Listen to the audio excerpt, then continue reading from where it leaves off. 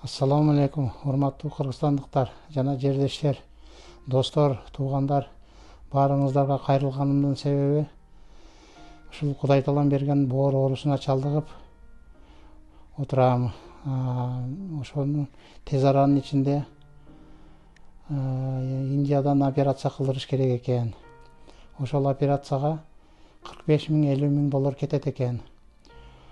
Эгер өзүмдүн канымдын группасындагы донор табылганда арзан болмок экен. Азыр өзүмдүн канымдын группасындагы боор табылбай, донор табылбай, ошондуктан 45 миң, 50 миң доллар болуп атат. Ошондуктан сиздерден суранам, жардам берип коюңуздарды.